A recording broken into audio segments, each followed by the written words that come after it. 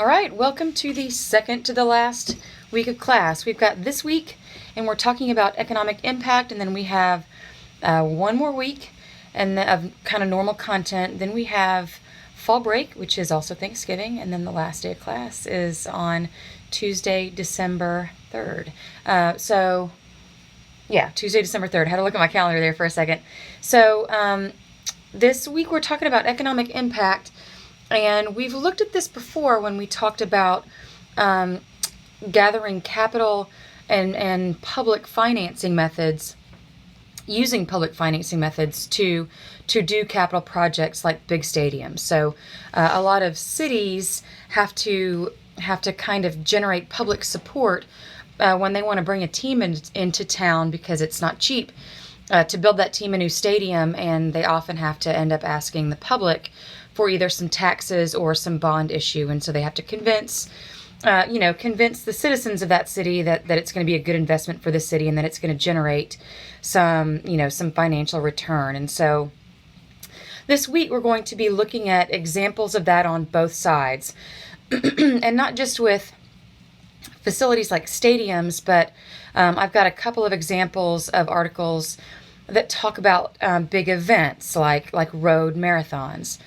So, in Little Rock's case, the Little Rock Marathon is run out of the Parks and Recreation Department. So they have two full-time race coordinators that work off of the Little Rock Parks and Recreation budget. They're a line item in the city's budget, so it's publicly, their salaries are publicly funded. And, it's so that the article talks about, and it's from their perspective. It's data that marathon gathered. It's what they have kind of decided is the return on that investment, what has generated the various economic impacts that the city realizes because of the Little Rock Marathon. So we're going to compare a couple of different stories there. And, excuse me, I'm working on the last bit of a cold. I got sick after my race, and so it's almost done. So, so what else? Oh, so with economic impact, I wanted to draw your attention to the economic impact assignment that's in your assignments folder on your left menu, and it's all the way down at the bottom. So, past all of the financial exercises, at the bottom there is a folder with an economic impact assignment. And so there are two parts to this, and they're due on December 3rd.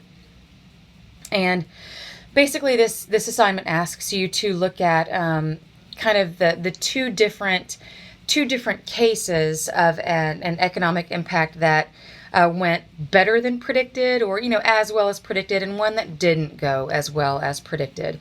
And looking at some of the various aspects of each of those cases. This assignment you can do with a partner if you want. So if that would help you out, if you like working with somebody else, go for it. And if you don't, if group work isn't for you, or you're not in a situation where that would be convenient for you, then don't worry about it. You can also do it solo. So, feel free to use the messages tool to, send out messages to the entire class if you feel like, searching for a partner that way. And what else can I say about this assignment? I just wanted to bring it to your attention. We're getting towards the end of the semester. We've got Thanksgiving break in between now and when that assignment's due. So I just wanted to make sure that you were putting it on your radar, writing it down on your calendar, and allocating yourself some time between now and the end of the semester to be doing that. So hope you have a great week, and it's going to be cold, so that's fine. I like cold weather. A little bit, I like to wear my sweaters and then I'm done. So enjoy your week, and I'll talk to you soon.